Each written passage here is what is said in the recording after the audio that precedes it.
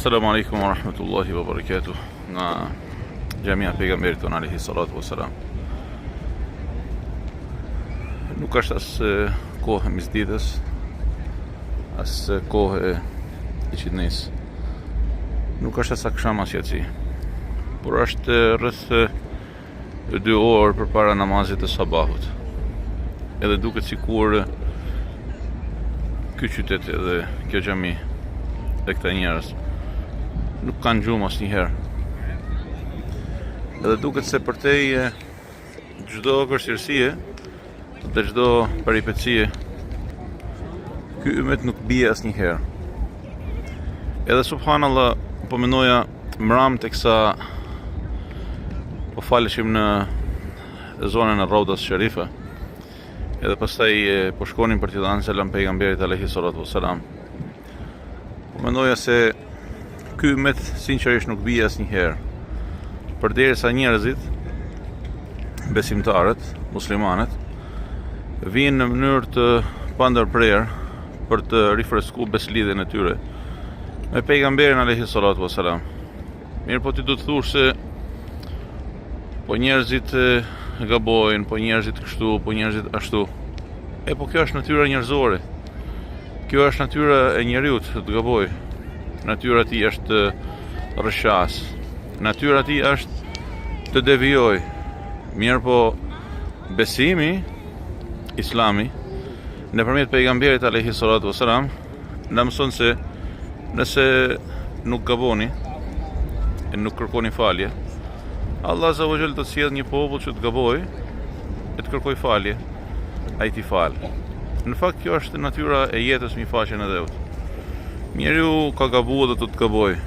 Mirë po veçoria e besimtarit është se përtej gabimeve, e përtej lëshimeve, e përtej ballafaqimeve shpesh edhe të pakëndshme me jetën, ai nuk e humb asnjëherë busullën e orientimit. Edhe ndoshta këtu është edhe sekreti i madh i namazit, të cilin Allah azza wa jalla na ka obliguar 5 herë në ditë. Që 5 herë në ditë njeriu thoj iyyaka na'budu wa iyyaka nasta'in. Ty të adhurojmë dhe vetëm prej teje ndihmë kërkojmë. 5 herë në ditë të thoj ihdina siratal mustaqim.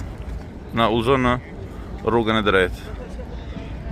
A nuk është e bollshme që njeriu ta thoj këtë një herë në muaj, a një herë në vit? Jo.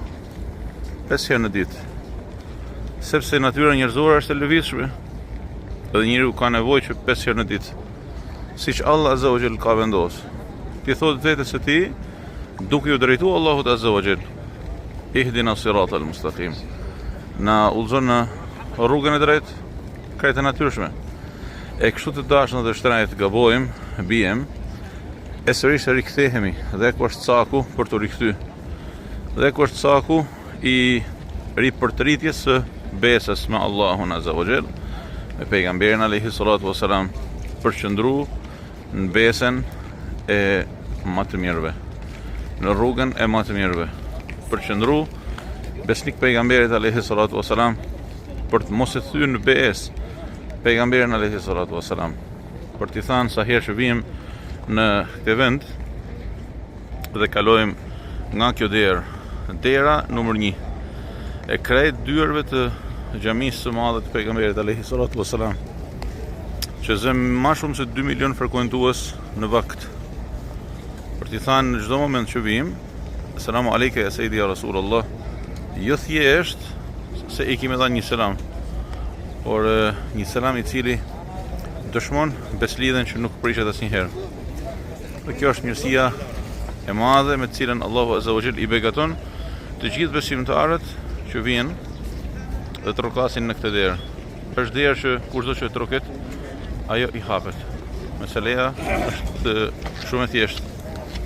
Njerëz që hyjnë, e njerëz që dalin, njerëz që kanë kryer adhurime gjatë natës, e njerëz që e nisin ditën në adhurime, njerëz që nuk e ndërpresin për asnjë moment trokitjen në dyert e Allahut azza wa jall për të marrë mirësinë e tij, për të marrë bekimet e tij dhe për të lanë me krye në sejdë gjunahet e tyre, duke kërku falje dhe duke kërku dritën e Allahut Azza wa Jall për atë që vjen.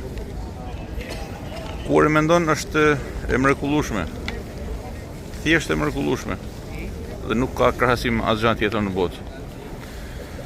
Elhamdulillahi Rabbil Alamin për mirësinë e udhëzimit në Islam.